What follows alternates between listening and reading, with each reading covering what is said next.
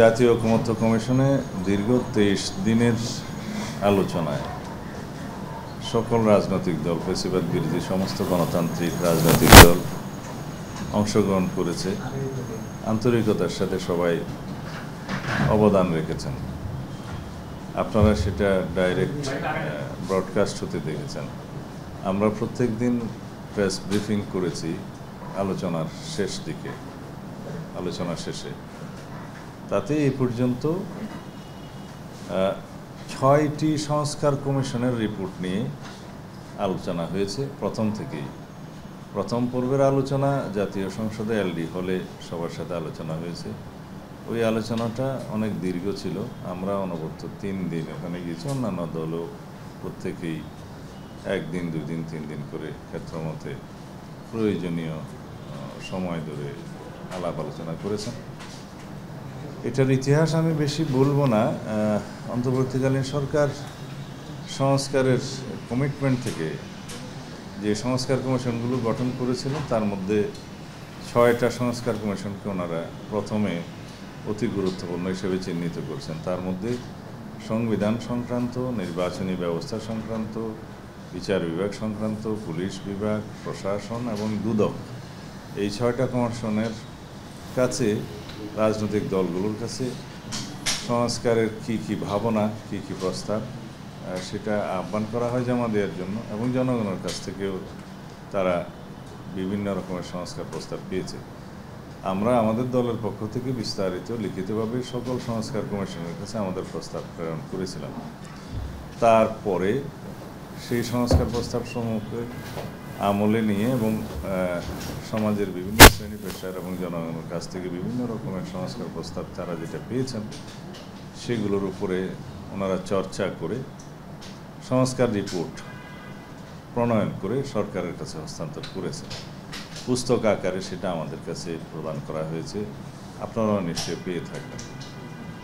সেটা প্রায় সংবিধান সংস্কার সংক্রান্ত রিপোর্টটি 5টা ভলিউমে প্রায় 1000 পৃষ্ঠার মতো হবে।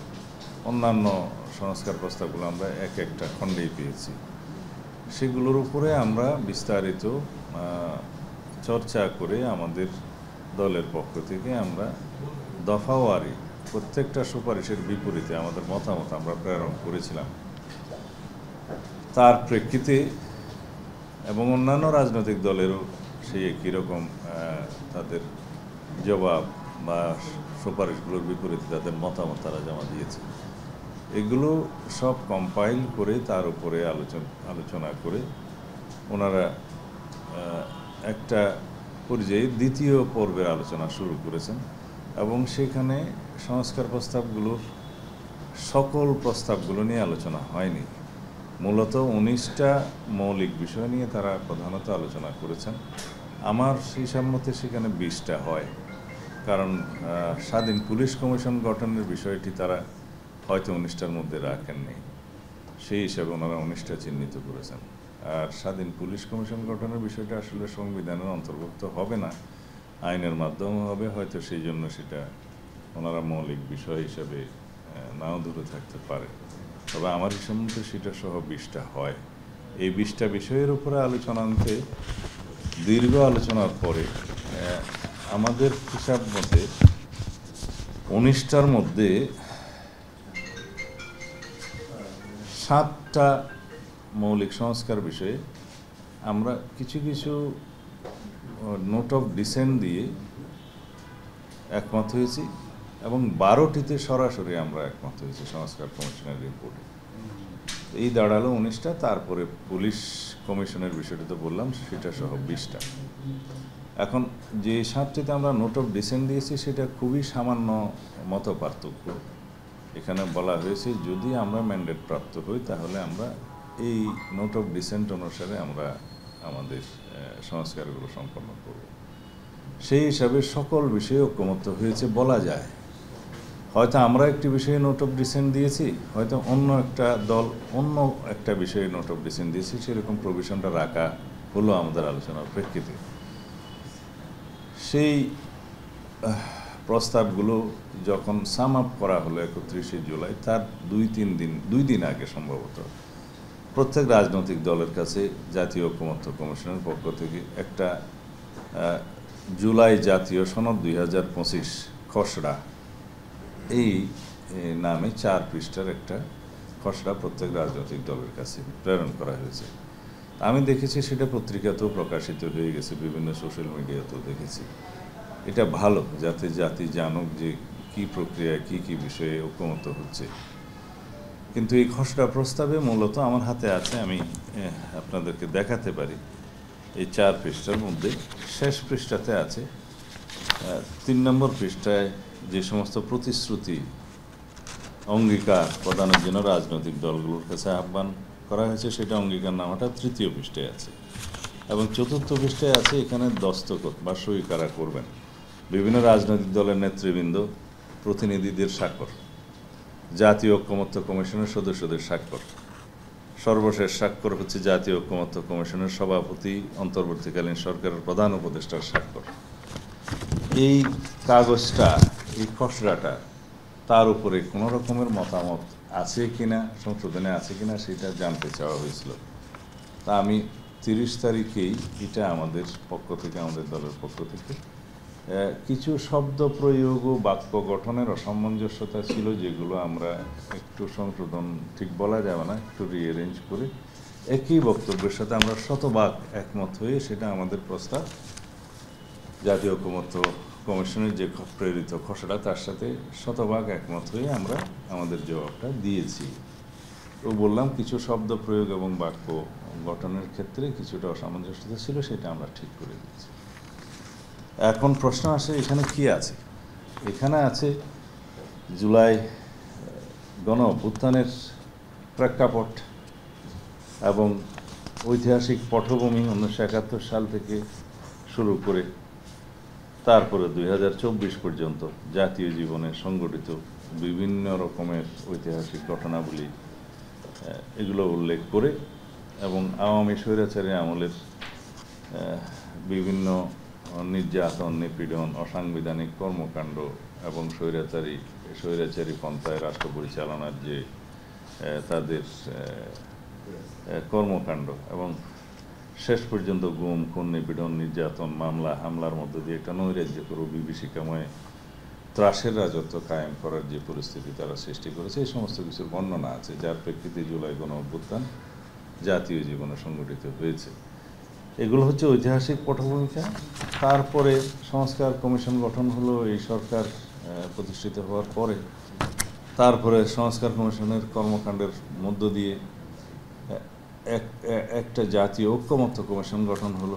জাতীয় ঐকমত্য কমিশনের যে যে কার্যক্রম আমি আগেই বলেছি, কতগুলো বৈঠক হলো, কীভাবে আলোচনা হলো এবং কারা কীভাবে পরামর্শ দিলেন, এইভাবে এই বর্ণনাগুলোর পরে তারা বলছেন যে রাজনৈতিক দলগুলোর সঙ্গে প্রথম পর্যায়ের আলোচনা শেষ করে কমিশন অগ্রাধিকার ও গুরুত্বপূর্ণ বিবেচনায় মোট 20টি বিষয় নিয়ে রাজনৈতিক দলগুলোর সঙ্গে দ্বিতীয় দফা আলোচনায় মিলিত হয়, যেটা 31শে জুলাই সমাপ্ত হয়েছে। এই প্রক্রিয়ার ফলশ্রুতিতে নিম্নলিখিত জুলাই জাতীয় সনদ 2025 রচিত হয়।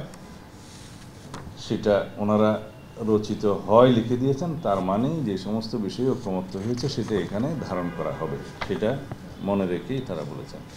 জাতীয় ঐকমত্য কমিশনের উদ্যোগে বিভিন্ন রাজনৈতিক দল ও জোটের পারস্পরিক আলাপ আলোচনার ভিত্তিতে আমরা অংশগ্রহণকারী রাজনৈতিক দল ও জোটের প্রতিনিধিরা স্ব স্ব দলের পক্ষ থেকে বিদ্যমান শাসন ব্যবস্থা তথা সংবিধান, বিচার ব্যবস্থা, নির্বাচন ব্যবস্থা, জনপ্রশাসন, পুলিশি ব্যবস্থা ও দুর্নীতি দমন বিষয়ে নিম্নলিখিত কাঠামোগত আইনি ও প্রাতিষ্ঠানিক পরিবর্তনের ব্যাপারে ঐকমত্যে উপনীত হয়েছি এবং এইসব বিষয়সমূহকে একটি জাতীয় সনদে সন্নিবেশিত করতে সম্মত হয়েছি।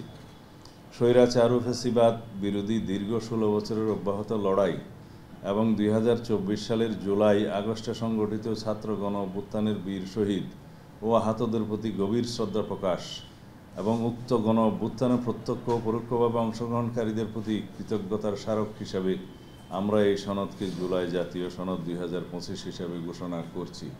এই বক্তব্য জাতীয় ঐকমত্য কমিশন থেকে লিখিত দেওয়া হয়েছে, আমরা একমত হয়েছি। এরপরে ঐক্যমত্যে উপনীত হওয়া বিষয়সমূহ যুক্ত থাকবে, যেগুলো ওনারা ঐক্যমত্য হয়েছে আমরা সেটা যুক্ত করবে। তারপরের বিষয়টা হচ্ছে, তারপরের বিষয়টা খুবই গুরুত্বপূর্ণ। এই অংশে প্রথম পর্বের আলোচনা এবং দ্বিতীয় পর্বের আলোচনা শেষে যেই সকল বিষয় ঐক্যমত্য হবে এই সকল বিষয় অন্তর্ভুক্ত থাকবে। তারপরে বলছে জুলাই জাতীয় সনদ বাস্তবায়নের অঙ্গীকারনামা। এখানে যে সমস্ত বিষয়ে অঙ্গীকার চাওয়া হয়েছে দফাওয়ারি 1, 2, 3, 4, 5 এভাবে দফাওয়ারি দিচ্ছে, যে সমস্ত বিষয়ে অঙ্গীকার এবং প্রতিশ্রুতি চাওয়া হচ্ছে রাজনৈতিক দলগুলোর কাছে, সেটা যদি আমি সংক্ষিপ্তভাবে বলি যে ঐক্যমত্যের ভিত্তিতে গৃহীত জাতীয় জুলাই সনদ 2025-এর পূর্ণ বাস্তবায়ন নিশ্চিত করব, এটা অঙ্গীকার করতে বলা হয়েছে, আমরা হ্যাঁ বলেছি। তারপরে জুলাই জাতীয় সনদ 2025-এ দেশের শাসন ব্যবস্থা তথা সংবিধান, বিচার ব্যবস্থা, নির্বাচন ব্যবস্থা, জনপ্রশাসন, পুলিশি ব্যবস্থা ও দুর্নীতি দমন ব্যবস্থার বিষয়ে যেসব প্রস্তাব সুপারিশ এই সনদে লিপিবদ্ধ রয়েছে সেগুলো বাস্তবায়নের জন্য সংবিধানের প্রয়োজনীয় সংশোধন, পরিমার্জন এবং বিদ্যমান আইনের প্রয়োজনীয় সংশোধন, পরিবর্তন, পরিমার্জন এবং নতুন আইন প্রণয়ন, প্রয়োজনীয় বিধি প্রণয়ন বা বিদ্যমান বিধি ও প্রবিধির পরিবর্তন বা সংশোধনের প্রতিশ্রুতি দিচ্ছি এবং পরবর্তী জাতীয় সংসদ নির্বাচনের মাধ্যমে সরকার গঠনের 2 বছরের মধ্যে সম্পন্ন করতে, বাস্তবায়ন নিশ্চিত করতে এবং এইসব সংস্কার টেকসই করতে অঙ্গীকার জ্ঞাপন করছি। এই প্রস্তাব জাতীয় ঐক্যমত্য কমিশনের, আমরা একমত হয়েছি। জুলাই জাতীয় সনদ 2025 বাস্তবায়নের প্রতিটি ধাপে আইনি ও সাংবিধানিক সুরক্ষার পূর্ণ নিশ্চয়তা বিধানে আমরা দৃঢ় প্রতিজ্ঞ। এই প্রস্তাব ঐক্য কমিশনের, আমরা একমত হয়েছি। গণতন্ত্র, মানবাধিকার, ন্যায় বিচার প্রতিষ্ঠার জন্য অব্যাহত সংগ্রাম ও রাষ্ট্রীয় সম্পদ লুটপাটের বিরুদ্ধে অবস্থান নেয় গুম, খুন, বিচার বহির্ভূত হত্যা, হামলা, মামলা ও সীমাহীন নিপীড়নের শিকার হয়েও দীর্ঘ 16 বছরের অব্যাহত লড়াই এবং 2024 সালের জুলাই আগস্টের বৈষম্য বিরোধী ছাত্র আন্দোলন, গণতান্ত্রিক আন্দোলন ও ছাত্র গণ অভ্যুত্থানের ঐতিহাসিক তাৎপর্যকে সংবিধানে যথাযোগ্য স্বীকৃতি দিতে অঙ্গীকারাবদ্ধ থাকব। এই প্রস্তাব ঐক্য কমিশনের, আমরা একমত হয়েছি। এরপরে রাজনৈতিক দলের নেতৃবৃন্দের স্বাক্ষর থাকবে, ঐক্য কমিশনের সদস্যদের স্বাক্ষর থাকবে এবং মাননীয় প্রধান উপদেষ্টা ও ঐক্য কমিশনের সভাপতি ডক্টর মোহাম্মদ ইউনূসের স্বাক্ষর থাকবে। এই প্রস্তাব তাদের, আমরা সম্পূর্ণ একমত হয়ে 30 তারিখ রাতেই আমাদের জবাবটা আমরা দিয়েছি। 31 তারিখ যেহেতু ঐক্য কমিশনের কার্যক্রম দ্বিতীয় পর্বে সমাপ্ত হওয়ার জন্য ধার্য ছিল। এক্ষণে প্রশ্ন আসে যে এটা, এই প্রতিশ্রুতি, এই স্বাক্ষরের মধ্য দিয়েই সীমাবদ্ধ থাকবে নাকি এটা বাস্তবায়নের জন্য আরও অন্য ধাপের আলোচনা হবে? এটা নিয়ে অনেকে প্রশ্ন তুলেছে, অনেকে সংশয় তুলেছে যে এগুলো নির্ধারণ না হওয়া পর্যন্ত তারা স্বাক্ষর করবেন না। এই ক্ষেত্রে একটা বিভ্রান্তি ছড়ানো হচ্ছে যে বিএনপি বোধহয় সহযোগিতা করছে না। আমরা যা যা সহযোগিতা করেছি সেটা ব্রডকাস্ট করা হয়েছে, জাতির কাছে দৃশ্যমান দেখেছে। আমরা প্রত্যেক দিন প্রেস ব্রিফিংয়ে আমাদের বক্তব্যের যে ঐক্যমত্য কমিশনের সাথে যে আলোচনা হয়েছে সেটা সরাসরি প্রেসকে জানিয়েছি। সেটা বিভিন্ন মিডিয়ায়, প্রিন্ট এবং ইলেকট্রনিক মিডিয়ায় প্রকাশিত হয়েছে। এখন সর্বোচ্চ সহযোগিতা যেখানে বিএনপি দিয়ে গেল এবং দিয়ে যাচ্ছে, সংস্কার কার্যক্রম এবং সংস্কার যেহেতু আমাদের এই অঙ্গীকার, আমাদের এই প্রতিশ্রুতি, 31 দফা বাস্তবায়ন করা আমাদের প্রতিশ্রুতি জাতির কাছে। শুধু এই সংস্কার কমিশনে যে সমস্ত প্রতিশ্রুতিগুলো, সংস্কারগুলোর প্রস্তাব গৃহীত হয়েছে তা নয়, আমাদের আরও অনেক বেশি সংস্কার প্রস্তাব আছে আমাদের দলের পক্ষ থেকে।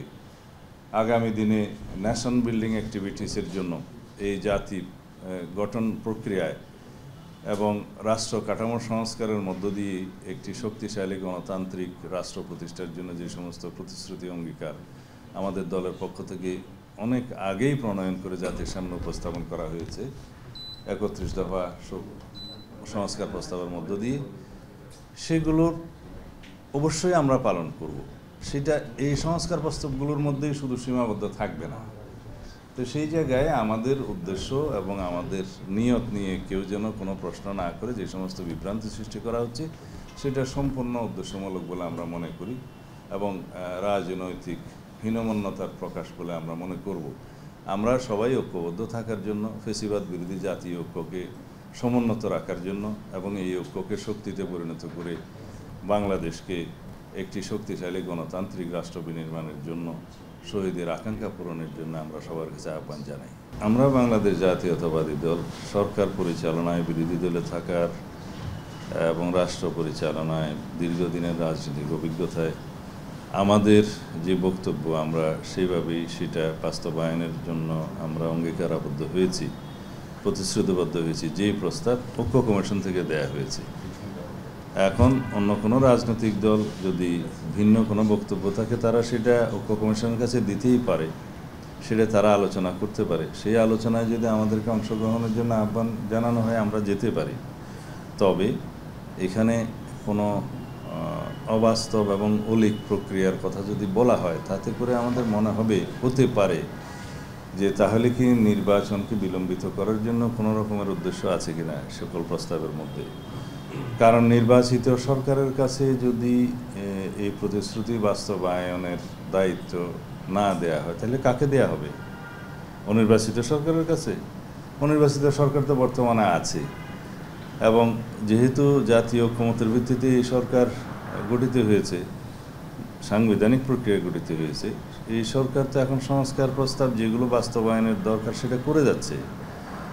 প্রতিনিয়তই আইন মন্ত্রণালয়ের মাধ্যমে আপনারা অর্ডিন্যান্স প্রণীত হতে দেখছেন, সেগুলো তো এই সংস্কার প্রক্রিয়ার অংশ। আমরা যে সমস্ত সংস্কার প্রস্তাবের সাথে একমত, জাতীয় একমত, সেই সংস্কার প্রস্তাবের মধ্যে শুধুমাত্র সংবিধান সংশোধনের বিষয়গুলো বাদে বাকি সকল সংস্কার প্রস্তাব এখন হয় অর্ডিন্যান্সের মাধ্যমে অথবা নির্বাহী আদেশের মাধ্যমে অথবা অফিস আদেশের মাধ্যমে বিভিন্ন প্রক্রিয়ায় বাস্তবায়ন সম্ভব এবং সেটা বাস্তবায়িত হতে যাচ্ছে, প্রতিনিয়ত বাস্তবায়ন হচ্ছে। তো এই প্রক্রিয়ার বাইরে শুধুমাত্র প্রতিশ্রুত জিনিসটা থাকবে সংবিধান সংশোধনের বিষয়ে। এখন যদি আমরা ধরে নেই যে একটা কাগজিক প্রক্রিয়ায় কোনো আইনি বৈধ প্রক্রিয়া ছাড়া, জাতীয় সংসদ ছাড়া সংবিধান সংশোধন করা যায়, তাহলে সেটা কোন প্রক্রিয়া সেটা তারাই সাজেস্ট করতে পারে।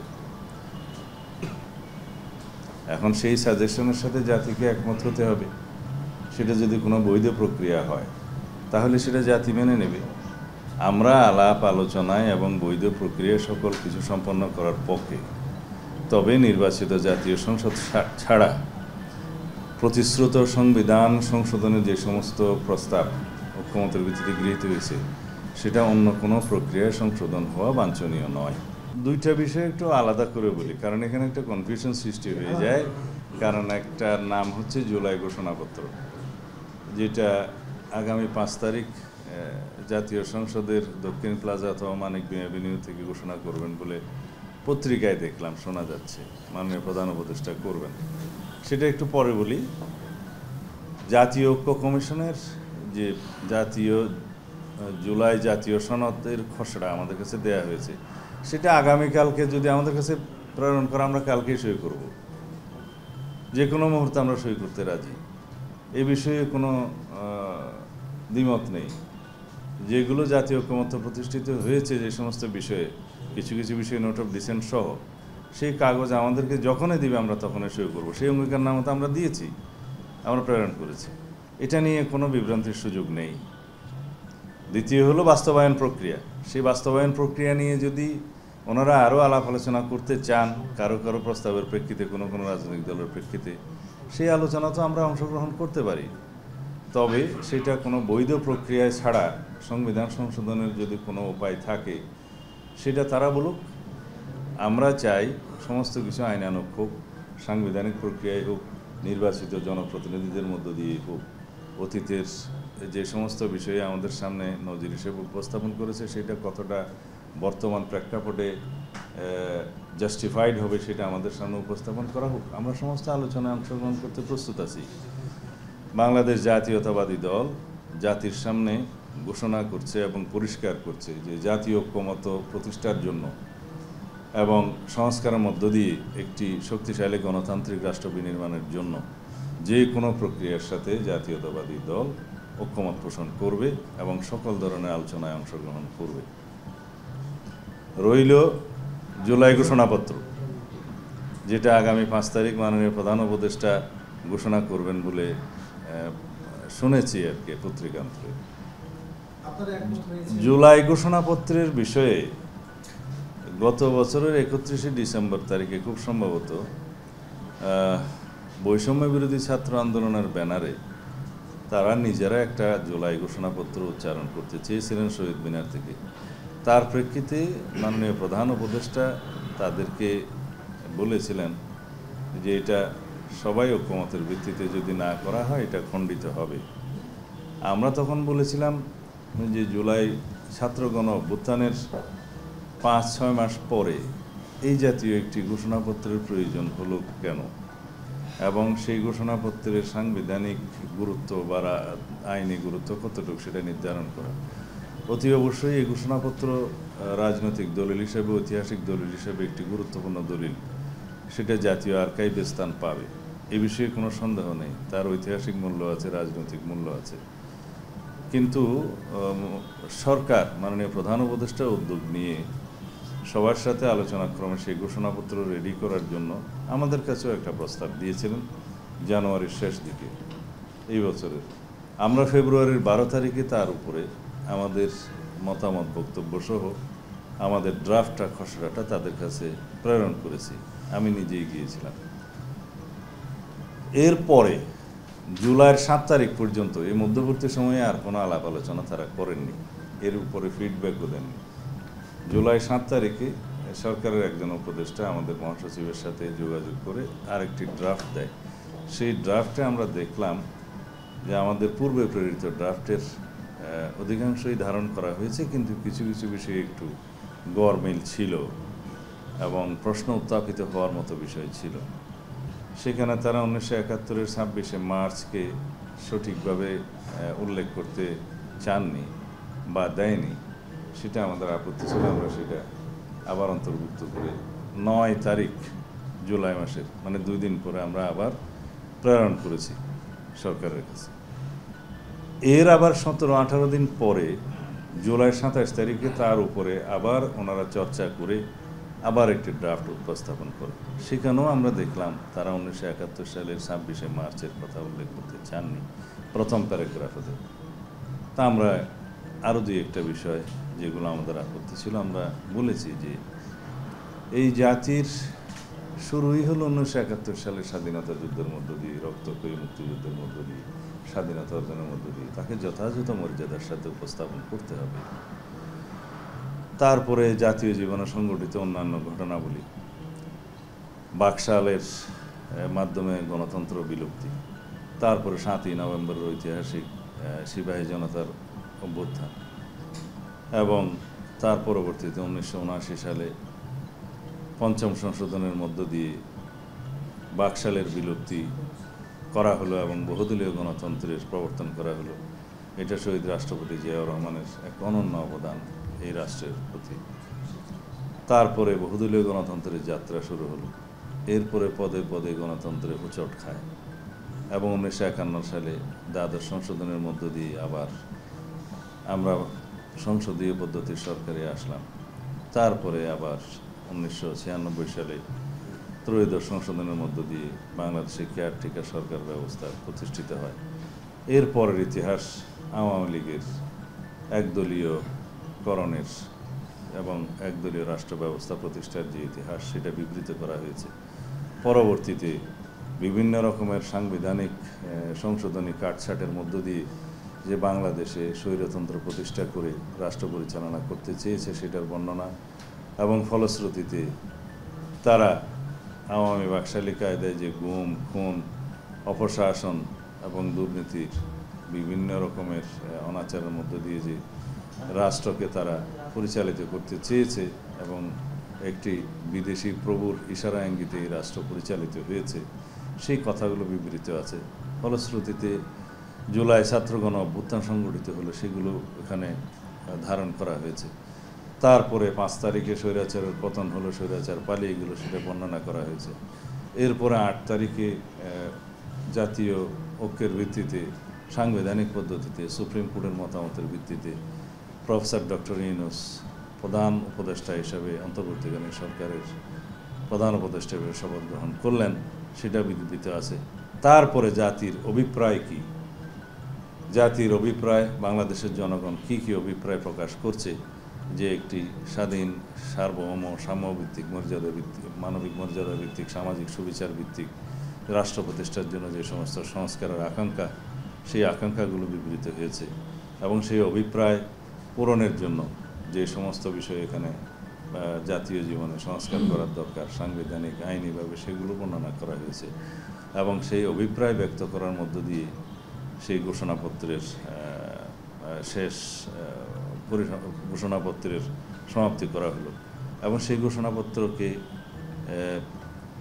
রাষ্ট্রীয়ভাবে, সাংবিধানিকভাবে স্বীকৃতি দেওয়ার জন্য এখানে অভিপ্রায় ব্যক্ত করছে বলে একটা প্যারাগ্রাফ আছে। এখানে এসে আপনারা অনেকেই জানেন, আমি বিভিন্ন অনুষ্ঠানে, বিভিন্ন জায়গায় অলরেডি আমাদের দলের অবস্থান পরিষ্কার করেছি। আমরা লিখিতভাবে দিয়েছি যে হ্যাঁ, এই জুলাই ছাত্রগণ অভ্যুত্থান 2024-এর রাষ্ট্রীয় এবং সাংবিধানিক স্বীকৃতি প্রদান করা হবে। সেটা কোথায় প্রদান করা হবে সেটা পরিষ্কার করেছি। এই সমস্ত যেহেতু অনির্বাচিত সরকার, গণ অভ্যুত্থানের মাধ্যমে প্রতিষ্ঠিত সরকার, যেহেতু সাংবিধানিক সমস্ত নিয়ম কানুন মেনে যদিও এই সরকার প্রতিষ্ঠিত হয়েছে, তারপরেও তাকে সাংবিধানিকভাবে বৈধতা দেওয়ার জন্য পুনরায় আমাদের ঐতিহ্য মাফিক চতুর্থ তফসিল, সংবিধানের চতুর্থ তফসিলে সেটার বর্ণনা থাকবে এবং সেই জায়গায় যে জুলাই ছাত্র গণ অভ্যুত্থানের পথ ধরে এই যে প্রতিষ্ঠা হলো সরকার, তার সকল কর্মকাণ্ডকে বৈধতা দেওয়ার একটা বর্ণনা থাকতে হয়। এটাই আমাদের ট্রেডিশন। সেই অনুসারে আমরা সেখানে স্বীকৃতি দেব, সেটা বলেছি এবং আমরা বলেছি রাষ্ট্রীয় এবং সাংবিধানিক স্বীকৃতি দেওয়া হবে এই ঘোষণাপত্রের, অর্থাৎ চতুর্থ তফসিলে সেটা বর্ণিত থাকবে, এইভাবে বলা হয়েছে। তা এখন সেই ঘোষণাপত্রটা ঠিক একইভাবে মাননীয় প্রধান উপদেষ্টা ঘোষণা করবেন কিনা, উচ্চারণ করবেন কিনা, সেটা এখনও দেখার বিষয়।